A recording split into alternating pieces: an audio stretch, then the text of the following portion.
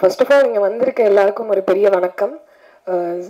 பார்க்குறவங்க எல்லாருமே வந்து ஜென்ரலாக வந்து சாப்பிட்டால நீங்கள் அந்த கேரக்டர் பண்ணியிருக்கீங்களா, சாப்பிட்டால சார்பட்டா. ஸோ எனக்கு கடந்த ஒரு 2-3 இயர்ஸாக வந்து அந்த கோவிடுக்கு அப்புறம் வந்து என் காதில் கேட்டது எல்லாமே சார்பட்டா தான். அதுக்கப்புறமா நான் ரொம்ப எதிர்பார்த்து ரொம்ப காத்துக்கிட்டு இருந்த ஒரு படம் திருப்பியும் பாரஞ்சித் சார்கிட்டேருந்து வந்தது. பட் அவரோட ப்ரொடக்ஷன்லேருந்து. ஸோ நான் இந்த ஸ்டேஜை வந்து ஃபஸ்ட்டு தேங்க்ஸ் சொல்லி ஸ்டார்ட் பண்ணணும்னு நினைக்கிறேன்னா அது வந்து பாரஞ்சித் சாருக்கு. ஒன்ஸ் இல்லை ட்வைஸ் ரொம்ப ரொம்ப ட்ரஸ்ட் பண்ணி அவ்வளோ பெரிய ஒரு ரெஸ்பான்சிபிலிட்டியை எனக்கு கொடுத்து வச்சுருக்காரு சார். நான் வந்து உங்கள் பேரை காப்பாற்றிருக்கேன்னு நினைக்கிறேன். ரொம்ப நன்றி.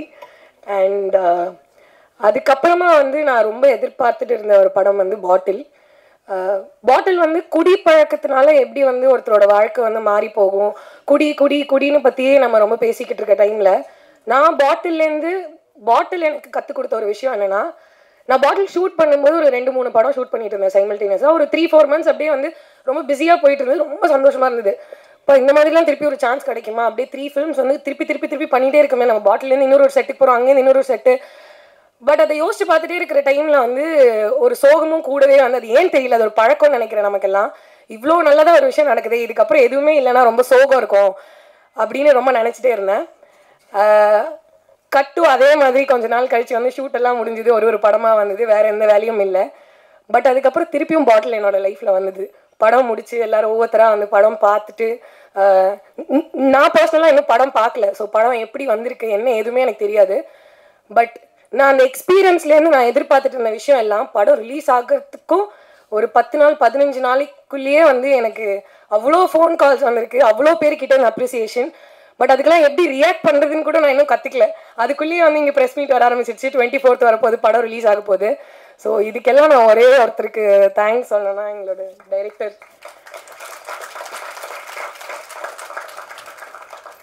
சார். வந்து எப்படின்னா வந்து பாரஞ்சித் சார் எப்படி சார்பட்டா எனக்கு கொடுத்து என் லைஃப்பை சேஞ்ச் பண்ணாரோ, பாட்டில் கொடுத்து சார் ஐ திங்க் நீங்கள் என் லைஃப்பை சேஞ்ச் பண்ணியிருக்கீங்கன்னு நினைக்கிறேன். எனக்கு தெரியுது, நான் பேசும்போதே எனக்குள்ளே வந்து ஒரு லைக் நான் சொல்லும் போதே அப்படியே உடம்பெல்லாம் சூடாகுது. எனக்கு தெரியுது சரி இதுக்கப்புறம் லைஃப் கொஞ்சம் டிஃப்ரெண்ட்டாக இருக்கும், ஒரு பயங்கரமான ஹோப். அது வந்து அவர் எனக்கு மட்டும் கொடுக்கல, இந்த படம் மூலியமாக பார்க்குறவங்க எல்லாருக்குமே கொடுக்க போகிறாரு. குடிப்பழக்கத்தினால மட்டும் பாதிக்கப்பட்ட குடும்பங்களோ இல்லாட்டி பாதிக்கப்பட்டவர்களுக்கும் அந்த ஹோப் இல்லாமல் ஏதோ ஒரு விஷயத்தில் நமக்கு எங்கேயோ ஏதோ ஒரு கஷ்டம், ஏதோ ஒன்று சரியாக போல பல விஷயங்களில் நம்ம மாட்டிட்டு சிக்கிட்டு இருக்க ஒரு டைமில் பாட்டிலுங்கிற ஒரு படம் எல்லாருக்குமே ஒரு பெரிய ஹோப் கொடுக்குங்கிற நம்பிக்கை எங்கள் எல்லாருக்குமே இருக்குது. அதுக்கு ஒரு பர்சனலான எக்ஸ்பீரியன்ஸாக நான் இந்த சொன்ன ஒரு விஷயத்தை எடுத்துக்கோங்க. ஸோ January 24th தியேட்டரில் போய் படம் பாருங்கள்.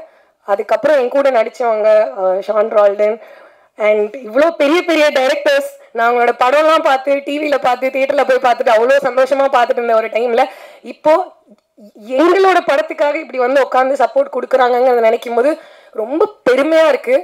அண்ட் ஐ திங்க் நான் அதை சொல்லணும்னு ஆசைப்படுறேன். பரவாயில்ல, I want to take this moment all in. நம்ம வந்து கஷ்டப்படும் போது எவ்வளோ வந்து அந்த டைம் எடுத்து கஷ்டப்பட்டு அதிலேயே சோகப்படுறோமோ அதே மாதிரி சந்தோஷமாக இருக்கும்போது நம்ம எல்லாரும் ஃபுல்ஃபில்லிங்காக சந்தோஷமாக இருக்கணும்னு நினைக்கிறேன். ஸோ ரொம்ப சந்தோஷமாக இருக்குது. ரொம்ப ரொம்ப ரொம்ப தேங்க்ஸ் சார். உங்கள் எல்லாருக்குமே நான் வந்து ஒவ்வொருத்தராக சொன்னேன்னா ஐ திங்க் மேம் டென்ஷன் ஆகிடுவாங்கன்னு நினைக்கிறேன்.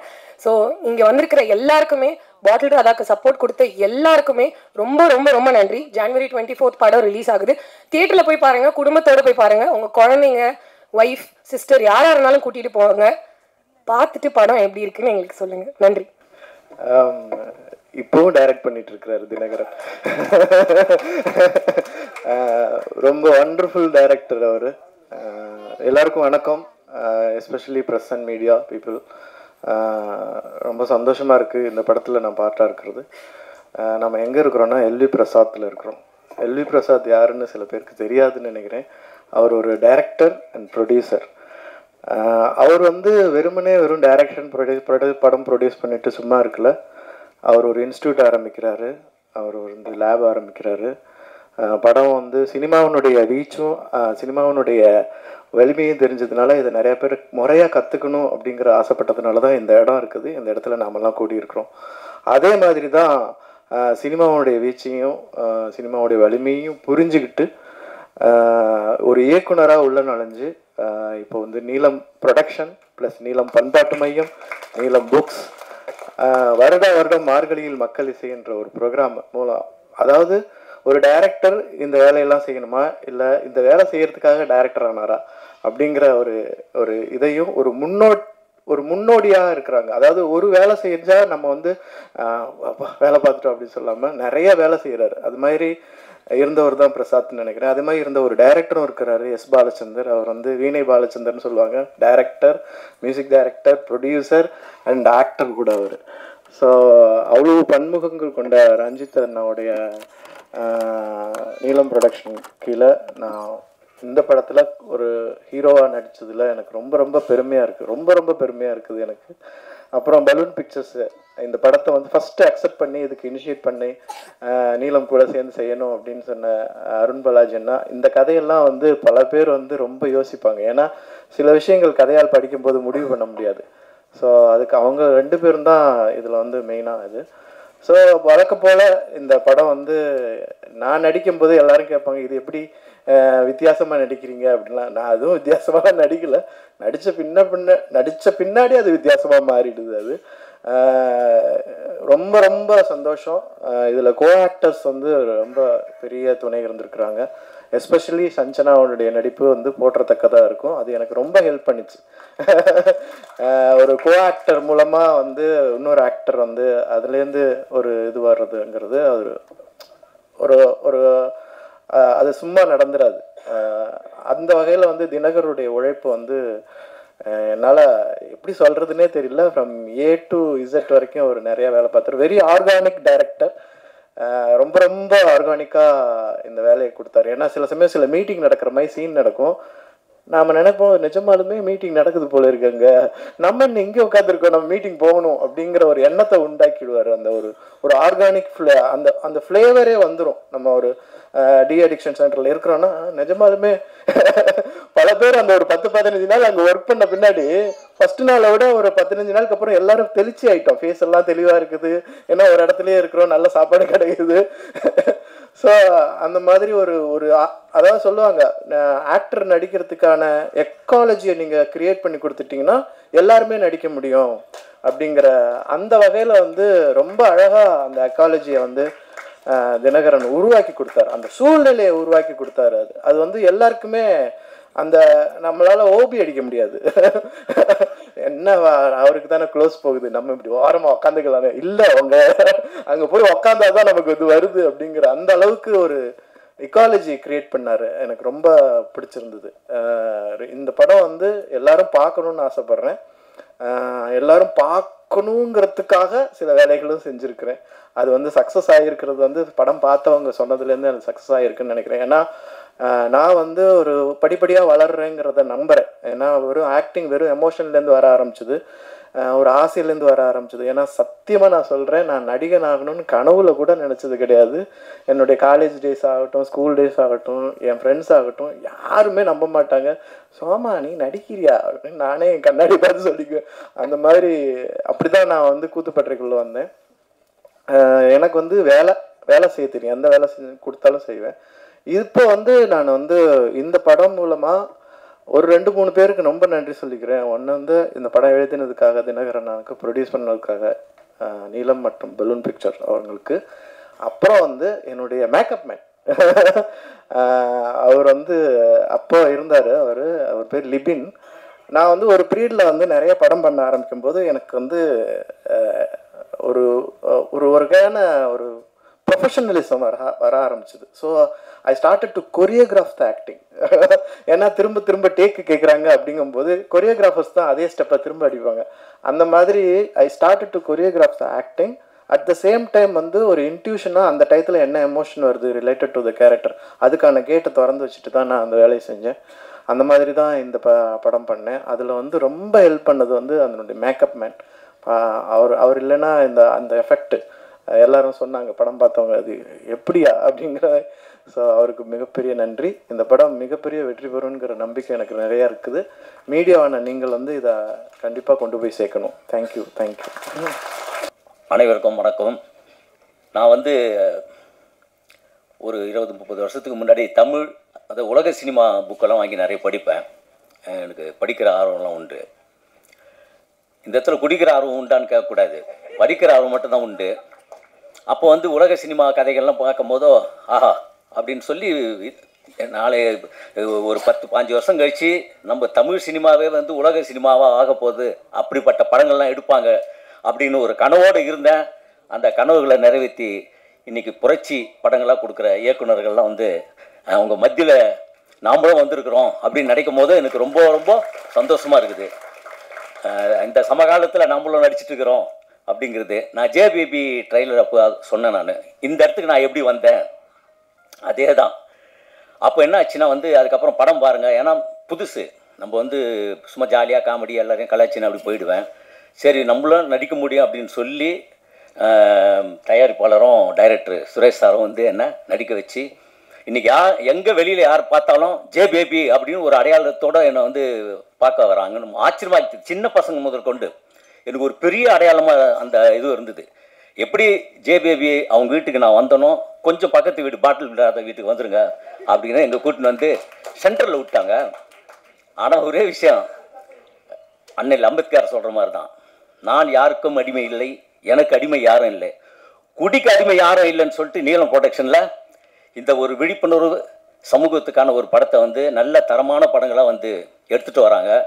அந்த படங்கள்லாம் நான் இருக்கிறேன் அப்படின்னு நினைக்கும் போதெல்லாம் எனக்கு சந்தோஷமாக இருக்குது.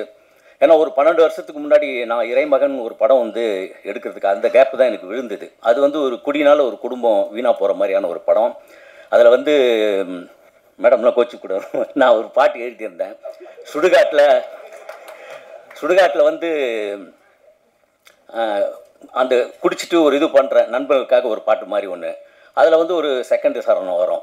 7 மாடி வீடு கட்டி எல்லா ரூமிலும் ஏசி போட்டுட்டு இங்கே வந்து படுத்து கிடக்கிறான், சாதி மாத பேரை சொல்லி சண்டையிட்டு மாணவனா சரிசமமாக இங்கே தூங்குறான், வந்தால் வந்து வாசி, வரணும் சுகவாசி, எதுவும் இல்லைன்னா அடிக்கு வாசி, ராவா ஊற்றிக்கின்னா நீயும் ஊற்றிப்ப, மூஞ்சியை பூத்திக்கின்னு முழுசாக போயிடுவேன், கொஞ்சம் ஒச்சக்கலிக்க கொலையை செய்வான், எச்சக்கலை கூட சேராதே, அடகோடா முன்னே மகுடி போதாதே, ஜெராசிக் பார்க்கில் வாக்கிங் போவாதே அப்படி எழுதியிருப்பேன். ஆனால் வந்து என்ன விஷயம்னா, அப்படி இல்லைனாலும் இப்போ இந்த மாதிரியான படங்கள்லாம் வந்து நடிக்கிறேன் அப்படின்னும் போதோ அதை விட இன்னும் நான் முழுமையான ஒரு வளர்ச்சி பெற்றேன் அப்படின்னு நம்புகிறேன். நிறைய பேர் பேச வேண்டியது இருக்குது. நான் சொன்னேன் முன்னாடி, அவங்களாம் பேசிட்டோம், நான் வேணாம் அப்படின்னேன். அதுக்கப்புறம் 1 நிமிஷம் பேசுனாங்க. சரி, அந்த 1 நிமிஷம் பேசி அதோடு முடிச்சுக்கிறேன். எல்லாருக்கும் நன்றி, வணக்கம். வந்திருக்க எல்லாருக்கும் ரொம்ப நன்றி. ஃபஸ்ட்டு ஃபில்மை பற்றி, ஃபில்மில் ஆக்சுவலாக ஃபில்முக்கு ரொம்ப ரொம்ப சின்சியராக ஜென்யூனாக கான்ட்ரிபியூட் பண்ண நிறைய பேர் வந்து மேடையில் இருக்க முடியல. எல்லாருமே அங்கே இருக்காங்க. எனக்கு இந்த நின்றுட்டுருக்க நேரம் முழுக்க நான் அவங்கள தான் யோசிச்சுட்டே இருந்தேன். சுந்தரண்ணாவாக இருக்கட்டும், ஜெயபெருமாள் அண்ணா, ஜெயசுராஜ் அண்ணா, நிறைய பேர் ரொம்ப செகண்டரி கேரக்டர்ஸாக மாதவி இருக்காங்க. எல்லாருமே ரொம்ப ரொம்ப ரொம்ப ரொம்ப அன்பரசி, ரொம்ப முக்கியமான ஒர்க்கு எனக்காக அவ்வளோ ஒர்க் பண்ணி கொடுத்துருக்காங்க. எல்லாரையும் நேம் பண்ண முடியல, but I have highest respect and love towards each and every one of you. So ரொம்ப நன்றி. இங்கே அதே மாதிரி சினிமோட்டோகிராஃபி ரூபேஷ் அவரோட அசோசியேட்ஸ் எல்லாம் இருக்காங்க.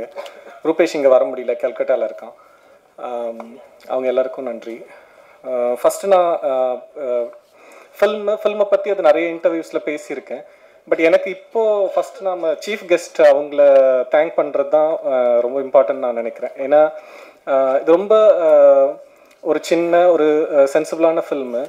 இதை வந்து ப்ரிவியூக்கு ரஞ்சித் கூப்பிட்ட உடனே வெற்றி சாராக இருக்கட்டும், அமீர் சாராக இருக்கட்டும், again Lingusamy sir and Mysskin sir இவங்க வந்தது பார்த்துட்டு அதோட மட்டும் இல்லாமல் இங்கே இன்னைக்கு ட்ரெய்லர் ஈவெண்ட்டுக்கு வந்திருக்கிறது அப்படிங்கிறது ரொம்ப பெரிய அவங்களோட இட் ஷோஸ் தேர் கேரக்டர் அப்படிதான் நான் நினைக்கிறேன்.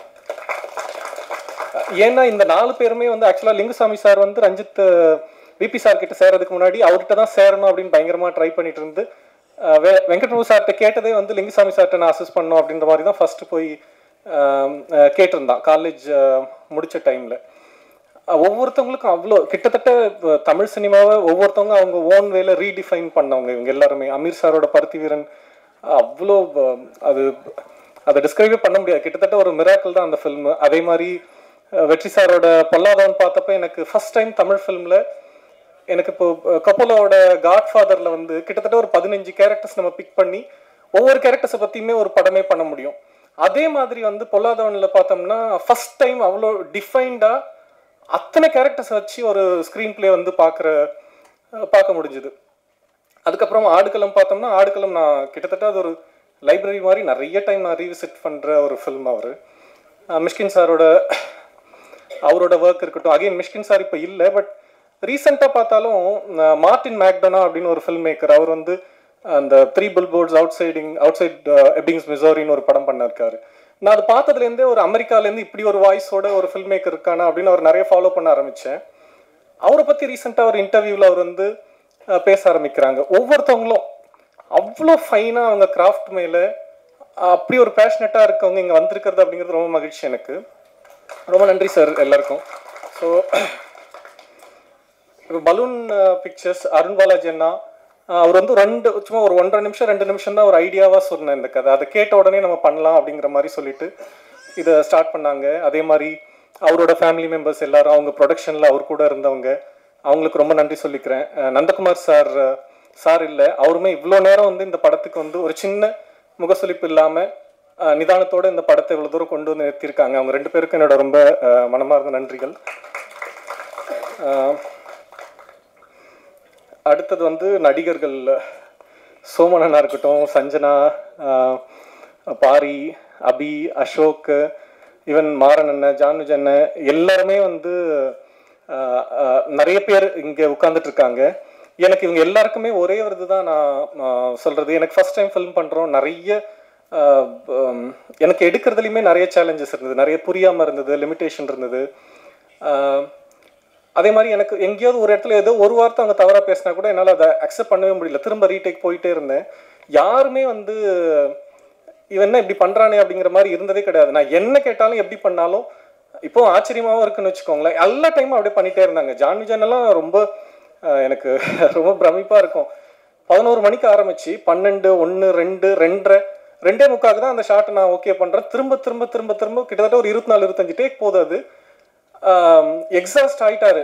எனக்குமே என்ன பண்ணுறதுனே புரியல. கடைசியாக வந்து ஓகே பண்ண டேக் வந்து பார்த்துட்டு ஓகே இது ஓகேவாடா அப்படின்ற மாதிரி போன ஒரு இது இருக்குல்ல, அவரோட லெவல், அவங்க எவ்வளோ ஒர்க் பண்ணியிருக்காங்க. அதே தான் சோமனனா இருக்கட்டும்.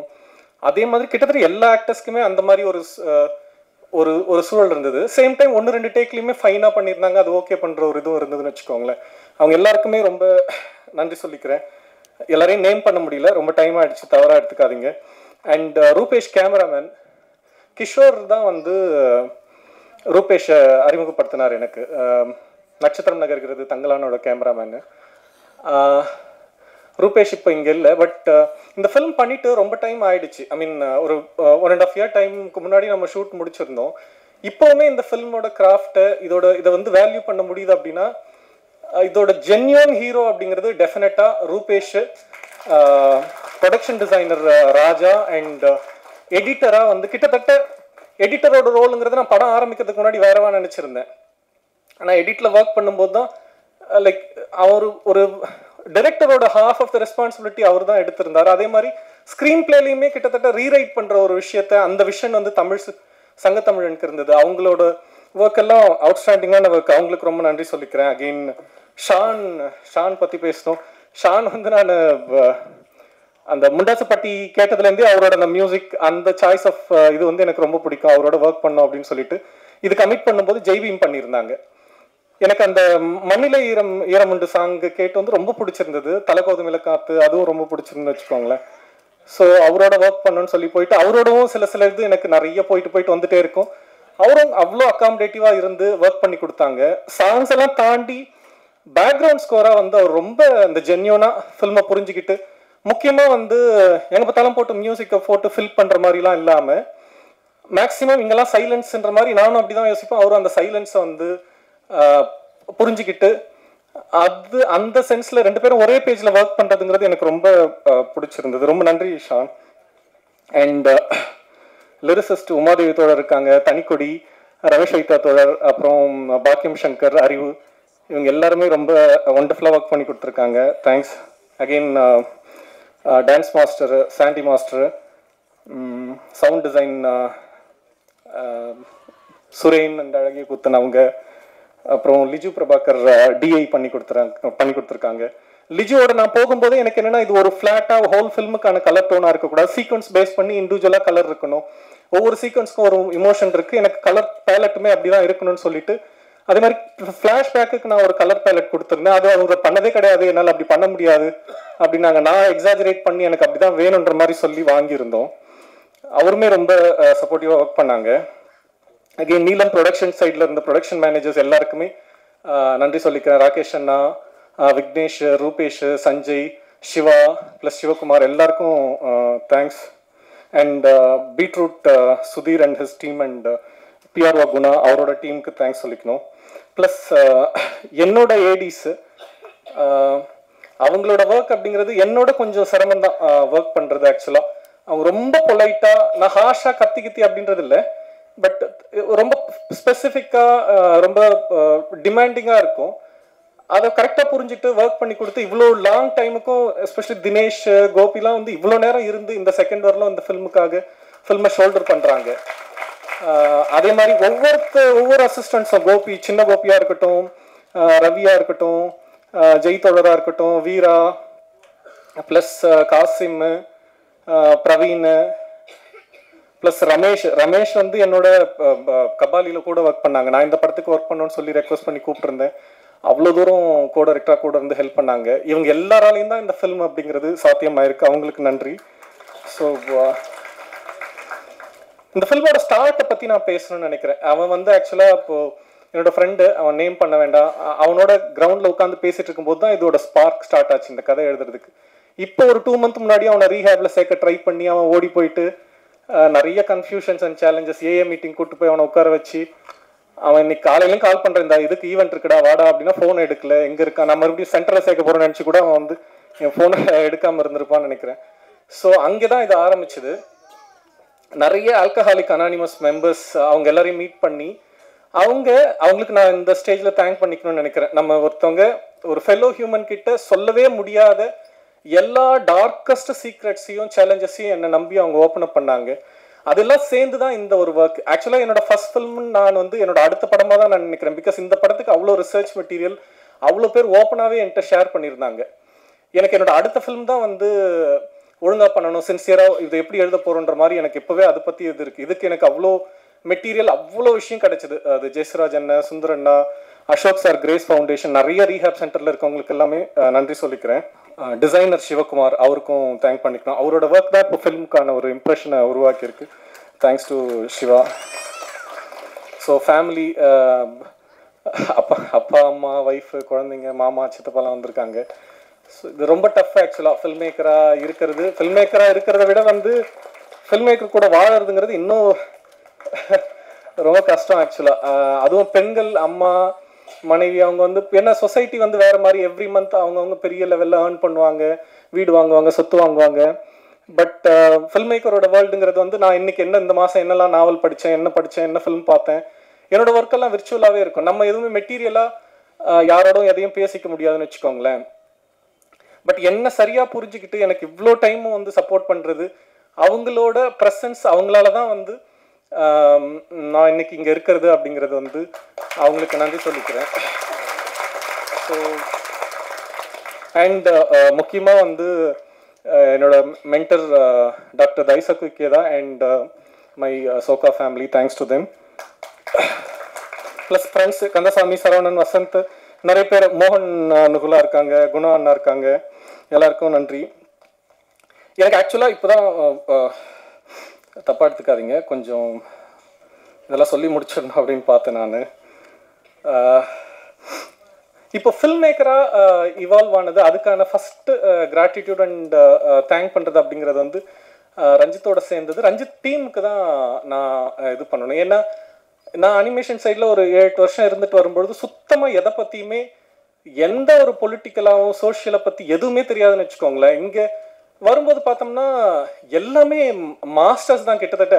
அதியம் தோழர்லாம் நீங்கள் என்ன டாபிக் கொடுத்தாலும் வந்து நிறுத்தாமல் 3 days 4 days பேசிகிட்டே இருப்பார், எதை சொன்னாலும் பேசுவார். அவ்வளோ ஒரு ஆக்சுவலாக காலாக ஒர்க் பண்ணும்போது ஃபோனில் ஏதோ ஒரு டவுட்டு கேட்டு நான் ஃபோனை லவுட் ஸ்பீக்கரில் வச்சுட்டு போகிறேன், அது போயிட்டே இருக்கும். 3-4 hours அவர் இத்தனைக்கும் குண்டு ஒர்க் பண்ணிட்டு இருக்காரு. அவர் அவ்வளோ டைம் அவர் வந்து எக்ஸ்பிளைன் பண்ணிட்டு இருக்காரு. எதை பற்றி பேசினாலும் பேசிக்கிட்டே இருப்பாங்க. ஒரு பக்கம் அதியம் தோழர்னா சுரேஷ் அண்ணா, இன்னொரு சைடு எந்த பாலிடிக்ஸ் எதுவுமே தெரியாது அவருக்கு. ஆனால் ஃபில்மோட எஸ்தட்டிக் அதை பற்றி பேசுவாங்க. ஜெய் ஒரு பக்கம்,